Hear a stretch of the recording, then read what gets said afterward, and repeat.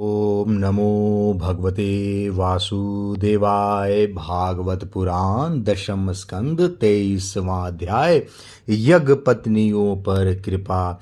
ग्वाल बालों ने कहा, नैनाभिराम बलराम, तुम बड़े पराक्रमी हो। हमारे चित्त चोर श्याम सुंदर, तुमने बड़े बड़े दुष्टों का संहार किया है। उन्हीं दुष्टों के समान यह भूख भी हमें सता रही है। अतः तुम दोनों इसे भी बुझाने का कोई उपाय करो। श्री सुखदेव जी ने कहा, परीक्षित, जब ग्वाल बालों ने देवकी नंदन भगवान श्री कृष्ण से इस प्रकार प्रार्थना की, तब उन्होंने मथुरा की अपनी भक्त ब्राह्मण पत्नियों पर अनुग्रह करने के लिए यह बात कही। मेरे प्यारे मित्रों, यहाँ से थोड़ी ही दूर पर वेदवादी ब्राह्मण स्वर्ग की कामना से आंगिरस नाम का यज्ञ कर रहे हैं। तुम उनकी यज्ञशाला में जाओ। ग्वाल बालो, मेरे भेजने से वहाँ जाकर तुम लोग मेरे बड़े भाई भगवान श्री बलराम जी का और मेरा नाम लेकर कुछ थोड़ा सा भात भोजन की सामग्री मांग लाओ। जब भगवान ने ऐसी आज्ञा दी, तब ग्वाल बाल उन ब्राह्मणों की यज्ञशाला में गए और उनसे भगवान की आज्ञा के अनुसार ही अन्न मांगा। पहले उन्होंने पृथ्वी पर गिरकर दंडवत प्रणाम किया और फिर हाथ जोड़कर कहा, पृथ्वी के मूर्तिमान देवता ब्राह्मणों, आपका कल्याण हो। आपसे निवेदन है कि हम ब्रज के ग्वाले हैं। भगवान श्री कृष्ण और बलराम की आज्ञा से हम आपके पास आए हैं। आप हमारी बात सुने। भगवान बलराम और श्री कृष्ण गौएं चराते हुए यहाँ से थोड़ी ही दूर पर आए हुए हैं। उन्हें इस समय भूख लगी है और वे चाहते हैं कि आप लोग उन्हें थोड़ा सा भात दे दें। ब्राह्मणों, आप धर्म का मर्म जानते हैं। यदि आपकी श्रद्धा हो तो उन भोजनार्थियों के लिए कुछ भात दे दीजिए। सज्जनों, जिस यज्ञ दीक्षा में पशु बलि होती है, उसमें और श्रोत्रामणि यज्ञ में दीक्षित पुरुष का अन्न नहीं खाना चाहिए। इनके अतिरिक्त और किसी भी समय किसी भी यज्ञ में दीक्षित पुरुष का भी अन्न खाने में कोई दोष नहीं है। परीक्षित, इस प्रकार भगवान के अन्न मांगने की बात सुनकर भी उन ब्राह्मणों ने उस पर कोई ध्यान नहीं दिया। वे चाहते थे स्वर्ग आदि तुच्छ फल और उनके लिए बड़े बड़े कर्मों में उलझे हुए थे। सच पूछो तो वे ब्राह्मण ज्ञान के दृष्टि से थे बालक ही, परंतु अपने को बड़ा ज्ञान वृद्ध मानते थे। परीक्षित, देश काल अनेक प्रकार की सामग्रियां भिन्न भिन्न कर्मों में विनियुक्त मंत्र अनुष्ठान की पद्धति, ऋत्विज ब्रह्मा आदि यज्ञ कराने वाले अग्नि देवता, यजमान, यज्ञ और धर्म, इन सब रूपों में एकमात्र भगवान ही प्रकट हो रहे हैं। वे ही इंद्रियातीत पर ब्रह्म भगवान श्री कृष्ण स्वयं ग्वाल बालों के द्वारा भात मांग रहे हैं। परंतु इन मूर्खों ने जो अपने को शरीर ही मान बैठे हैं, भगवान को भी एक साधारण मनुष्य ही माना और उनका सम्मान नहीं किया। परीक्षित, जब उन ब्राह्मणों ने हाँ या ना कुछ नहीं कहा, तब ग्वाल बालों की आशा टूट गई। वे लौट आए और वहाँ की सब बात उन्होंने श्री कृष्ण तथा बलराम से कह दी। उनकी बात सुनकर सारे जगत के स्वामी भगवान श्री कृष्ण हंसने लगे। उन्होंने ग्वाल बालों को समझाया कि संसार में असफलता तो बार बार होती ही है, उससे निराश नहीं होनी चाहिए। बार बार प्रयत्न करते रहने से सफलता मिल ही जाती है। फिर उनसे कहा, मेरे प्यारे ग्वाल बालो, इस बार तुम लोग उनकी पत्नियों के पास जाओ और उनसे कहो कि राम और श्याम यहाँ आए हैं। तुम जितना चाहोगे उतना भोजन वे तुम्हें देंगी। वे मुझसे बड़ा प्रेम करती है। उनका मन सदा सर्वदा मुझ में लगा रहता है।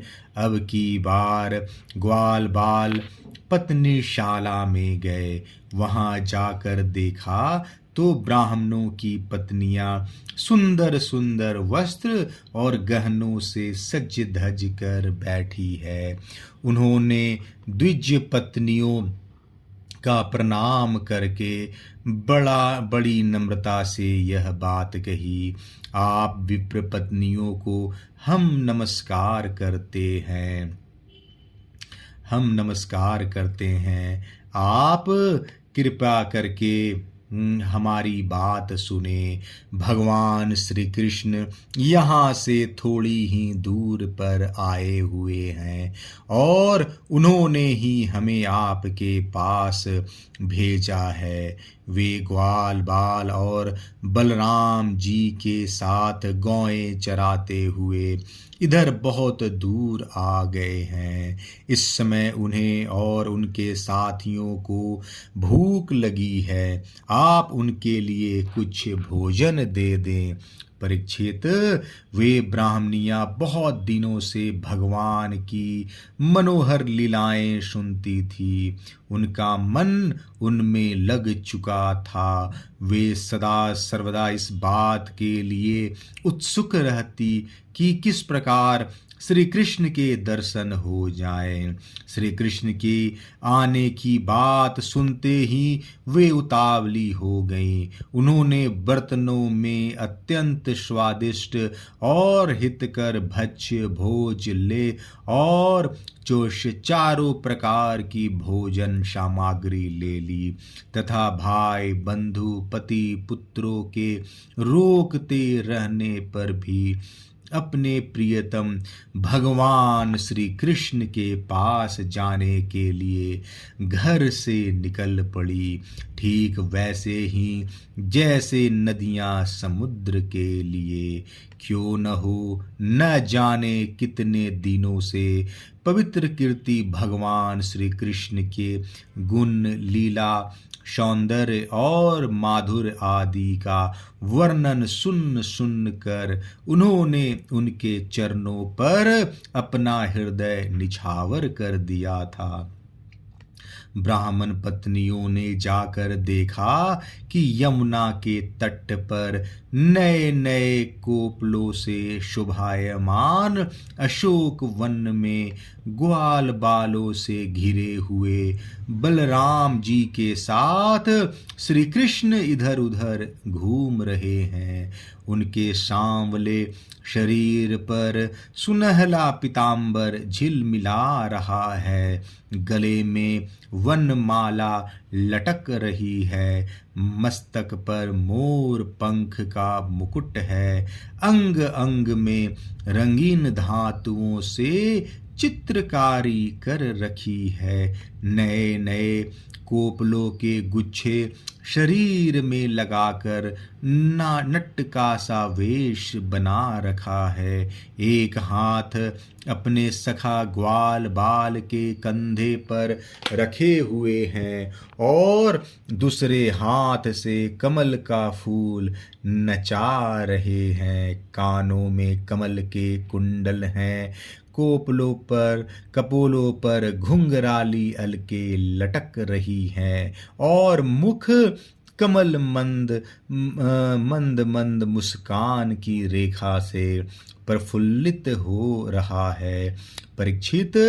अब तक परीक्षित अब तक अपने प्रियतम श्याम सुंदर के गुण और लीलाएं अपने कानों से सुन सुन कर उन्होंने अपने मन को उन्हीं के प्रेम के रंग में रंग डाला था, उसी में साराबोर कर दिया था। अब नेत्रों के मार्ग से उन्हें भीतर ले जाकर बहुत देर तक वे मन ही मन उनका आलिंगन करती रहीं और इस प्रकार उन्होंने अपने हृदय की जलन शांत की। ठीक वैसे ही जैसे जागृत और स्वप्न अवस्थाओं की वृत्तियां यह मेरा इस भाव से जलती रहती हैं, परंतु सुषुप्ति अवस्था में उसके अभिमान प्राज्ञ को पाकर उसी में लीन हो जाती हैं और उनकी सारी जलन मिट जाती है। प्रिय परीक्षित, भगवान सबके हृदय की बात जानते हैं, सबकी बुद्धियों के साक्षी हैं। उन्होंने जब देखा कि ये ब्राह्मण पत्नियां अपने भाई बंधु और पति पुत्रों के रोकने पर भी सब सगे संबंधियों और विषयों की आशा छोड़कर केवल मेरे दर्शन की लालसा से ही मेरे पास आई हैं, तब उन्होंने उनसे कहा। उस समय उनके मुखार बिंद पर हास्य की तरंगे अटखेलियां कर रही थी। भगवान ने कहा, महाभाग्यवती देवियों, तुम्हारा स्वागत है, आओ बैठो, कहो हम तुम्हारा क्या स्वागत करें। तुम लोग हमारे दर्शन की इच्छा से यहाँ आई हो। यह तुम्हारे जैसे प्रेमपूर्ण हृदय वालों के योग्य ही है। इसमें संदेह नहीं कि संसार में अपनी सच्ची भलाई को समझने वाले जितने भी बुद्धिमान पुरुष हैं, वे अपने प्रीतम के समान ही मुझसे प्रेम करते हैं और ऐसा प्रेम करते हैं जिसमें किसी प्रकार की कामना नहीं रहती, जिसमें किसी प्रकार का व्यवधान, संकोच, छिपाव, दुविधा या द्वैत नहीं होता। प्राण, बुद्धि, मन, शरीर, स्वजन, स्त्री, पुत्र और धन आदि संसार की सभी वस्तुएं जिसके लिए और जिसकी सनिधि से प्रिय लगती है, उस आत्मा से, परमात्मा से, मुझ श्री कृष्ण से बढ़कर और कौन प्यारा हो सकता है। इसलिए तुम्हारा आना उचित ही है। मैं तुम्हारे प्रेम का अभिनंदन करता हूँ, परंतु अब तुम लोग मेरा दर्शन कर चुकी, अब अपनी यज्ञशाला में लौट जाओ। तुम्हारे पति ब्राह्मण गृहस्थ हैं, वे तुम्हारे साथ मिलकर ही अपना यज्ञ पूर्ण कर सकेंगे।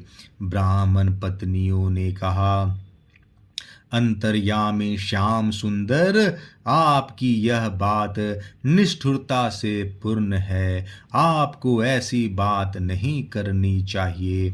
श्रुतियाँ कहती हैं कि जो एक बार भगवान को प्राप्त हो जाता है, उसे फिर संसार में नहीं लौटना पड़ता।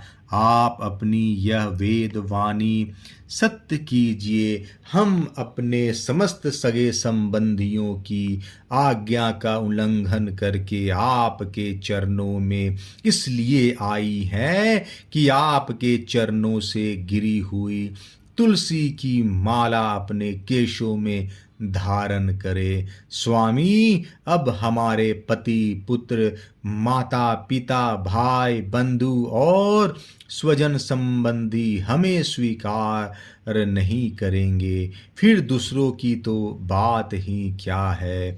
वीर शिरोमणे, अब हम आपके चरणों में आ पड़ी हैं, हमें और किसी का सहारा नहीं है, इसलिए अब हमें दूसरों की शरण में न जाना पड़े, ऐसी व्यवस्था कीजिए।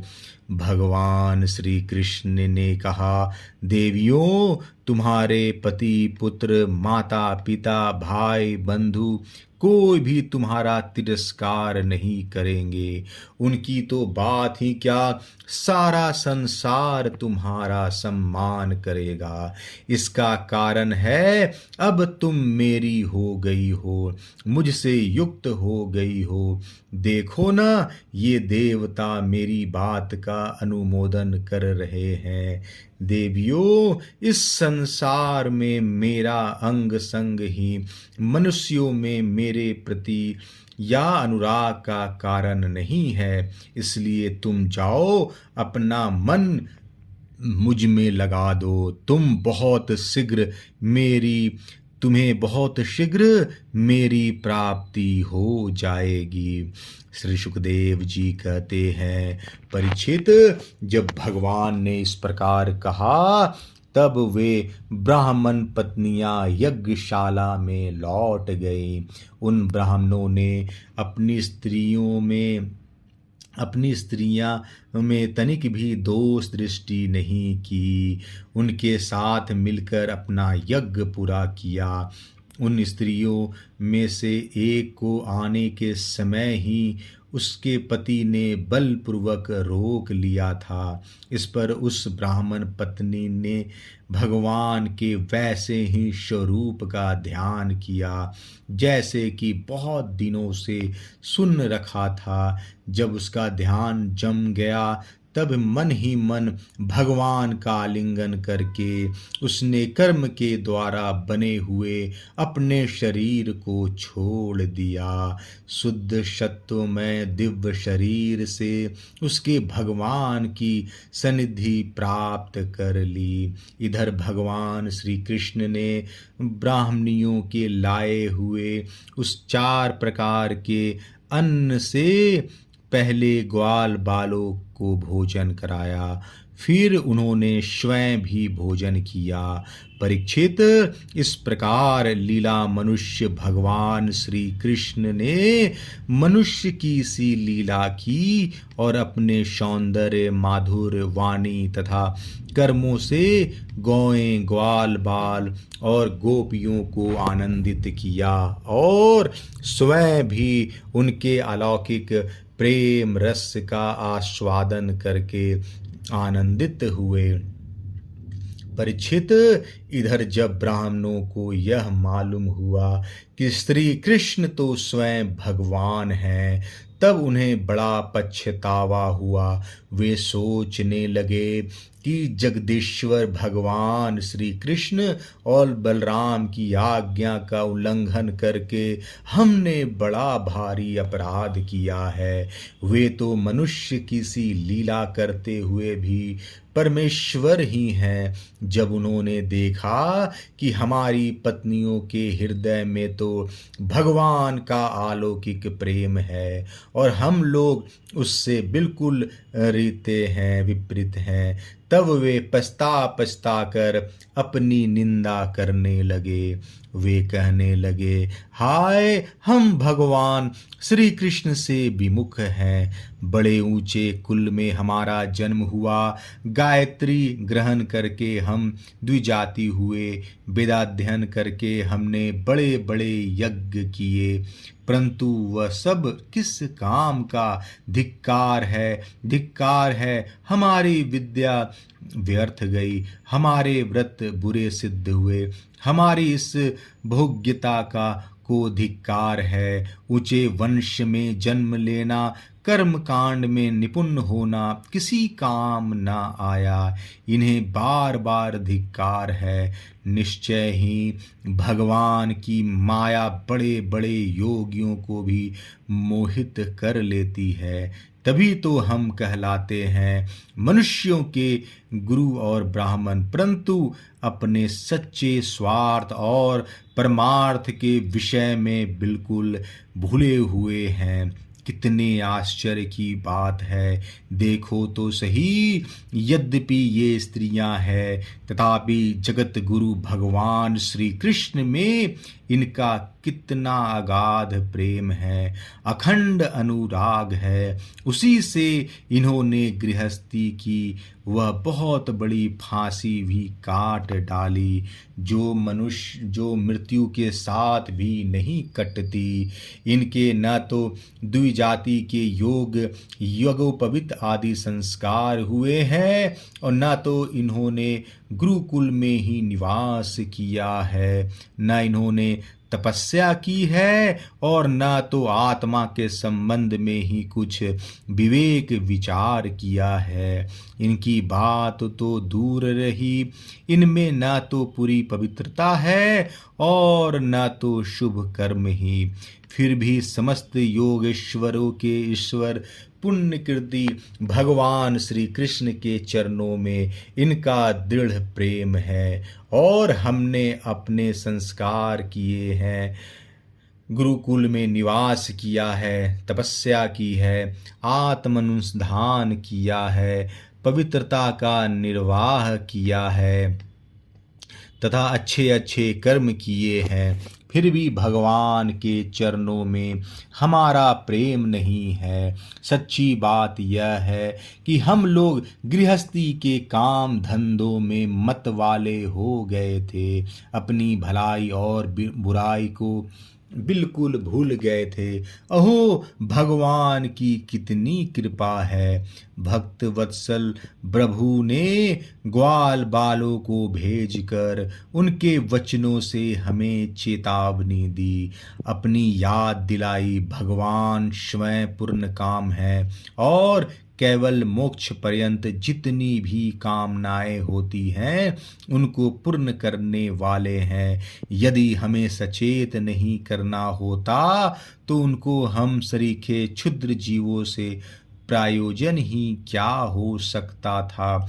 अवश्य ही उन्होंने इसी उद्देश्य से मांगने का बहाना बनाया, अन्यथा उन्हें मांगने की भला क्या आवश्यकता थी। स्वयं लक्ष्मी अन्य सब देवताओं को छोड़कर और अपनी चंचलता गर्व आदि दोषों का परित्याग कर केवल एक बार उनके चरण कमलों का स्पर्श पाने के लिए सेवा करती रहती हैं। वे ही प्रभु किसी से भोजन की याचना करे, यह लोगों को मोहित करने के लिए नहीं तो और क्या है। देश काल पृथक पृथक सामग्रियां उन कर्मों में विनियुक्त मंत्र अनुष्ठान की पद्धति, ऋत्विज अग्नि देवता यजमान यज्ञ और धर्म सब भगवान के ही स्वरूप हैं। वे ही योगेश्वरों के भी ईश्वर भगवान विष्णु स्वयं श्री कृष्ण के रूप में यदुवंशियों में अवतीर्ण हुए हैं। यह बात हमने सुन रखी थी, परंतु हम इतने मूढ़ हैं कि उन्हें पहचान न सके। यह सब होने पर भी हम धन्याति धन्य हैं, हमारे अहो भाग्य हैं। तभी तो हमें वैसी पत्नियां प्राप्त हुई है। उनकी भक्ति से हमारी बुद्धि भी भगवान श्री कृष्ण के अविचल प्रेम से युक्त हो गई है। प्रभु आप अचिंत और अनंत ऐश्वर्यों के स्वामी हैं। श्री कृष्ण आपका ज्ञान अबाध है, आपकी ही माया से हमारी बुद्धि मोहित हो रही है और हम कर्मों के पचड़े में भटक रहे हैं। हम आपको नमस्कार करते हैं। वे आदि पुरुषोत्तम भगवान श्री कृष्ण हमारे इस अपराध को क्षमा करे, क्योंकि हमारी बुद्धि उनकी माया से मोहित हो रही है और हम उनके प्रभाव को न जानने वाले अज्ञानी हैं। परीक्षित, उन ब्राह्मणों ने श्री कृष्ण का तिरस्कार किया था, अतः उन्हें अपने अपराध की स्मृति से बड़ा पश्चाताप हुआ और उनके हृदय में श्री कृष्ण बलराम के दर्शन की बड़ी इच्छा भी हुई, परंतु कंस के डर के मारे वे उनके दर्शन करने न जा सके। 23वां अध्याय समाप्त। जय श्री कृष्ण।